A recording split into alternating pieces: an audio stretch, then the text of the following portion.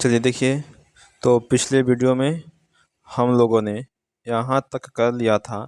ठीक है, यानी कि हमें आज जो पढ़ना है वो पढ़ना है खनिज और अयस्क में अंतर। ठीक है, हम लोग जो पढ़ाई कर रहे हैं वो कक्षा 10 का केमिस्ट्री का चैप्टर नंबर 3 को पढ़ाई हम लोग कर रहे हैं। ठीक है, चलिए देखिए, हमें जो आज आज का जो हम क्लास में चलने वाला है वो है खनिज एवं अयस्क में अंतर लिखेंगे। एक तरफ खनिज और दूसरी ओर लिखेंगे अयस्क। देखिए, खनिज में लिखेंगे कि वैसे भौतिक पदार्थ जिसे खदान से खोद कर निकाला जाता है उसे खनिज कहते हैं। ठीक है, और अयस्क क्या होता है कि वे खनिज जिनमें धातुएं आसानी से कम खर्च में प्राप्त की जा सकती है उसे अयस्क कहते हैं। ठीक है, खनिज और अयस्क में ये अंतर है। देखिए दूसरा का लिखेंगे, उसका डिफिनीशन है दोनों का हम डिफिनीशन लिख दिए हैं। ठीक है, दूसरा का कि सभी खनिजों में धातु की प्रतिशत मात्रा एक समान नहीं होती है। ठीक है, इसमें कि सभी अयस्कों में धातु की प्रतिशत मात्रा एक समान होती है। इसमें एक समान नहीं होती है, इसमें एक समान होती है। ठीक है, चल देखिए, उसके बाद है आपका 3 नंबर, खनिजों में कुछ अशुद्धियाँ होती है लेकिन इसका है कि अयस्कों में अशुद्धियाँ नौ के बराबर होती है। 3 नंबर है ये भी। ठीक है, अयस्कों में अशुद्धियाँ 9 के बराबर होती है, यानी कि बहुत ही कम होती है।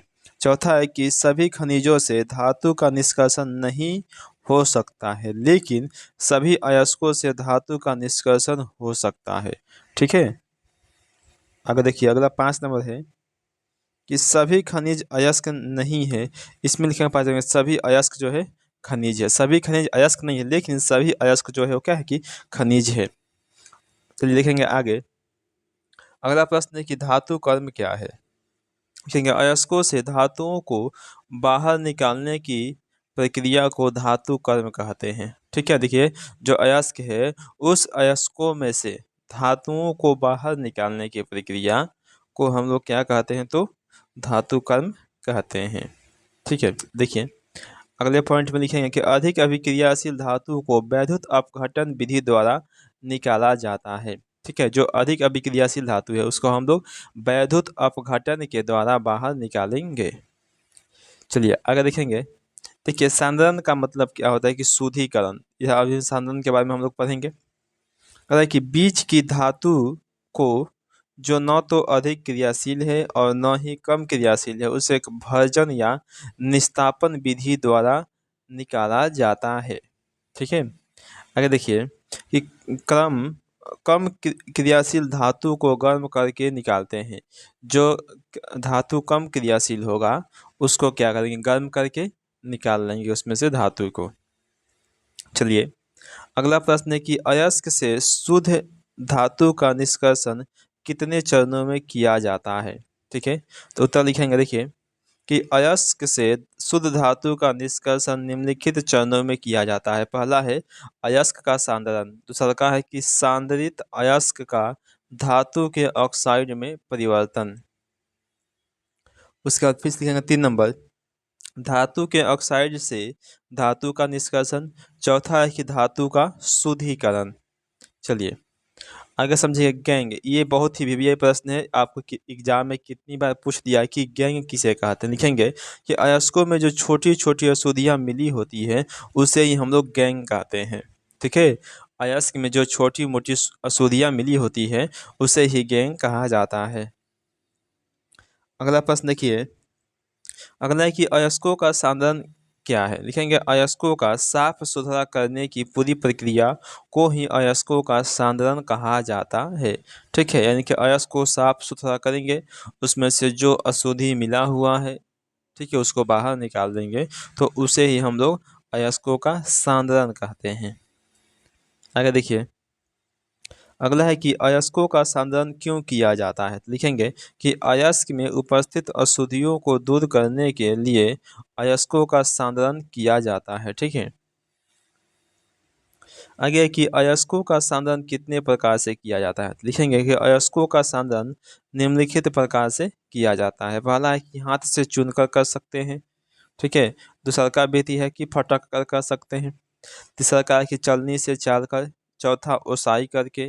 पांचवा गुरुत्व पृथक्करण विधि या द्रव चलित विधि के द्वारा, और छठा है कि फेन प्लवन विधि द्वारा, सातवां है कि विद्युत चुंबकीय पृथक्करण विधि, और आठवां है कि रासायनिक पृथक्करण विधि के द्वारा हम इसको शुद्ध कर सकते हैं। देखिए अगला प्रश्न हमारे पास है कि भर्जन या जारन किसे कहते हैं। लिखेंगे कि सल्फाइड अयस्क को वायु की उपस्थिति में अधिक ताप पर गर्म करने से यह ऑक्साइड अयस्क में बदल जाता है और वाष्पशील अशुद्धियाँ बाहर निकल जाती है, जिसे हम लोग भर्जन कहते हैं, या फिर इसको जारन भी कहा जाता है। भर्जन या फिर जारन। लिखिए अगला प्रश्न हमारे पास है कि निस्तापन किसे कहते हैं। लिखेंगे कार्बोनेट अयस्क को सीमित वायु की उपस्थिति में अधिक ताप पर गर्म करने से ऑक्साइड अयस्क की प्राप्ति होती है और इससे वाष्पशील अशुद्धियाँ बाहर निकल जाती है, उसे ही निस्तापन कहते हैं या फिर कहा जाता है। आगे देखिए अगला है कि निस्तापन और भर्जन दोनों क्रियाएं एक भट्टी में की जाती है, जिसे परावर्तनी भट्टी कहा जाता है। देखिए निस्तापन और जो भर्जन है ये दोनों के दोनों एक भट्टी में किया जाता है, जिसे हम लोग परावर्तनी भट्टी कहते हैं। इन दोनों प्रक्रिया में धातु अपने ऑक्साइड के रूप में बदल जाती है। ठीक है। अगर देखिए अगर कि भी एक प्रश्न कि भर्जन और निस्तापन में अंतर लिखे। ये बहुत इम्पोर्टेंट प्रश्न है, आपके एग्जाम में पूछा जा सकता है। भर्जन और निस्तापन लिखेंगे। इसमें अयस्क को वायु की उपस्थिति में गर्म किया जाता है भर्जन में, और इसमें अयस्क को वायु की सीमित मात्रा में गर्म किया जाता है निस्तापन में। ठीक है। चलिए 2 नंबर है कि यह सल्फाइड अयस्क के लिए प्रयोग में लाया जाता है, और यह कार्बोनेट अयस्क के लिए प्रयोग में लाया जाता है। चल देखिए 3 नंबर प्रश्न है। 3 नंबर है कि इसमें अयस्क जो है ऑक्सीकृत हो जाते हैं, लेकिन इसमें अयस्क निर्जलीकृत हो जाते हैं, यानी कि इसमें अयस्क जो है ऑक्सीजन में टूट जाते हैं, बदल जाते हैं, और इसमें निर्जलीकृत यानी कि पानी में। ठीक है। चल देखिए अगला प्रश्न है कि मरकरी धातु की प्राप्ति कैसे की जाती है। तो लिखेंगे मरकरी धातु की प्राप्ति सिनेवार अयस्क से की जाती है। इन्हें सिर्फ गर्म करने से ही मरकरी धातु की प्राप्ति हो जाती है। देखिए जो सिनेवार अयस्क है, सिनेवार को बोलते हैं HgS। ठीक है। सिनेवार को जैसे ही गर्म करेंगे ऑक्सीजन की उपस्थिति में, तो क्या होगा कि हमें मरकरी धातु की प्राप्ति हो जाएगी। चलिए अगला प्रश्न लिखेंगे। प्रश्न है कि तांबा धातु की प्राप्ति कैसे की जाती है। ठीक है। लिखेंगे तांबा धातु की प्राप्ति कॉपर ग्लास से की जाती है। इन्हें सिर्फ गर्म करने से ही तांबा धातु की प्राप्ति हो जाती है। अब देखिए दूसरा का कॉपर ग्लास। याद रखना है कि कॉपर ग्लास को जब गर्म करेंगे तो क्या होगा, तांबा धातु मिलेगा। ठीक है। और सिनेवार को गर्म करेंगे तो मरकरी मिलेगा, और कॉपर को गर्म करेंगे तो क्या मिलेगा, तो तांबा मिलेगा। ठीक है। आपको इतना याद रखना है। चल देखिए अगला है कि जिंक धातु की प्राप्ति कैसे की जाती है। लिखेंगे कि जिंक ऑक्साइड को जब कार्बन के साथ मिलाकर गर्म करते हैं तो जिंक धातु की प्राप्ति होती है। ठीक है। चलिए अगर देखिए अगला है कि लेड या फिर सीसा की प्राप्ति कैसे की जाती है। लिखेंगे उत्तर कि लेड ऑक्साइड को जब कार्बन के साथ मिलाकर गर्म करते हैं तो सीसा की प्राप्ति होती है। सीसा प्राप्त करने के लिए हम लेड ऑक्साइड को कार्बन के साथ यानी कि उसमें गर्म करने के लिए कार्बन मिलाकर तब गर्म करेंगे, तब जाकर के हमें क्या होगा कि सीसा की प्राप्ति होगी। अगर देखिए अगला प्रश्न है कि सोडियम क्लोराइड से सोडियम की प्राप्ति कैसे की जाती है। तो उत्तर लिखेंगे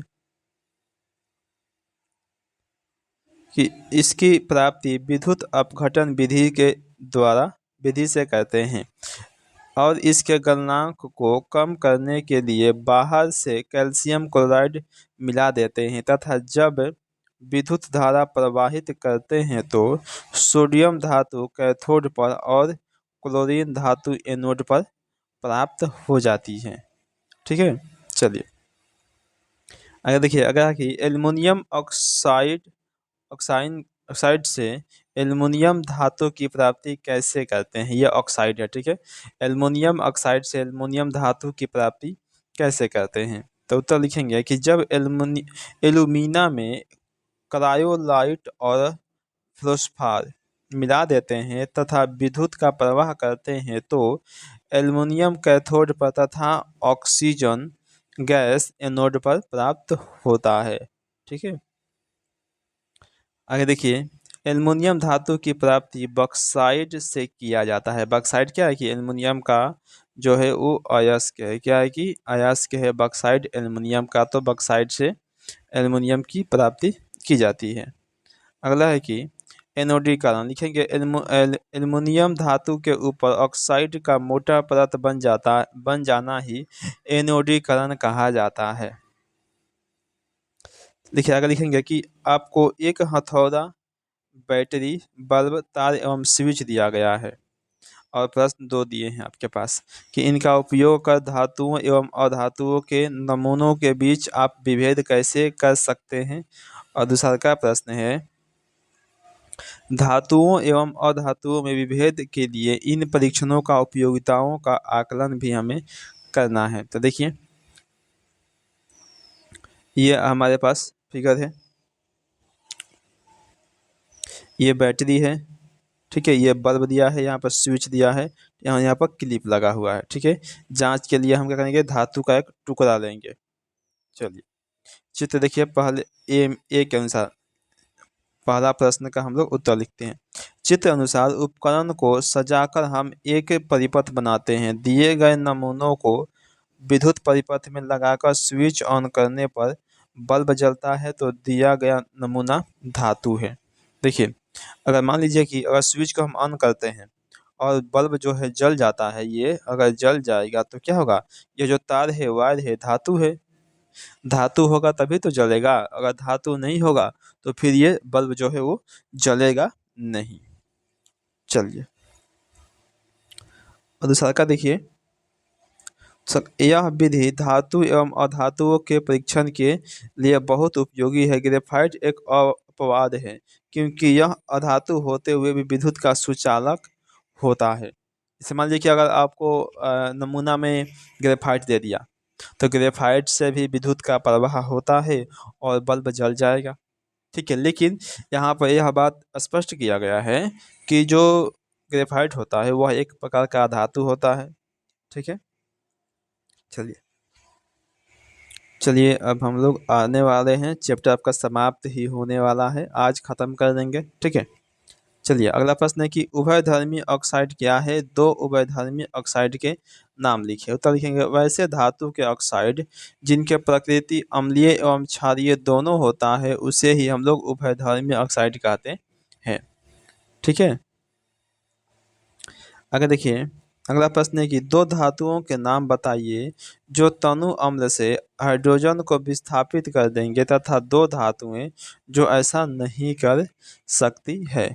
चलिए देखिए लिखेंगे कि हाइड्रोजन को तनु अम्ल से विस्थापित करने वाली धातु मैग्नीशियम एवं जिंक, ये दोनों विस्थापित कर देगी, एवं हाइड्रोजन को तनु अम्ल से विस्थापित नहीं करने वाली धातु तो कॉपर और एल्युमिनियम, क्या है कि ए है Cu और Au, कॉपर और सोना, ठीक है।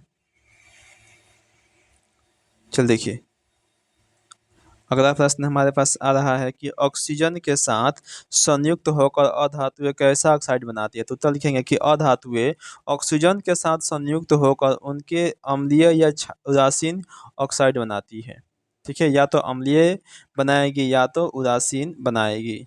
चलिए अगला प्रश्न हमारे पास है कि प्लेटिनम सोना एवं चांदी का उपयोग आभूषण बनाने के लिए किया जाता है, ऐसा क्यों होता है? तो लिखेंगे उत्तर देखिए, प्लेटिनम सोना एवं चांदी हवा तथा जल के किसी भी अवस्था के साथ अभिक्रिया नहीं करता है जिसके कारण यह संक्षारित भी नहीं होता है तथा बहुत पुराने होने पर भी चमक बनी रहती है, जिसके कारण प्लेटिनम, सोना एवं चांदी का प्रयोग आभूषण बनाने में किया जाता है। बस एक ही मतलब है कि यह जो है किसी जल के किसी भी अवस्था के साथ अभिक्रिया नहीं करेगा, और जब अभिक्रिया नहीं करेगा तो इसमें जंग नहीं लगेगा, और जब जंग नहीं लगेगा तो इसकी जो चमक है वो बहुत ज़्यादा दिनों तक बनी रहेगी। चलिए, इस प्रश्न का उत्तर हमने आपको पहले ही करवा दिया है, ठीक है, या फिर चैप्टर 1 में भी मैंने करवाया है, तो आप वहाँ से इसका उत्तर लिख लीजिएगा, इसलिए मैंने इसको छोड़ दिया है। आज आपका यह जो चैप्टर है वो समाप्त हो गया, ठीक है।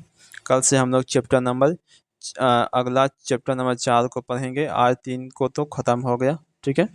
चलिए, अगर आपको वीडियो अच्छा लगा हो तो प्लीज़ आपसे रिक्वेस्ट है कि चैनल को आप लोग सब्सक्राइब ज़रूर करें और लाइक वीडियो को ज़रूर करें, और एक प्यारा सा कमेंट आप लोग ज़रूर करें। प्लीज़ आपसे रिक्वेस्ट है, एक प्यारा सा कमेंट ज़रूर करें, ठीक है। देखिए, लिखते हैं कमेंट,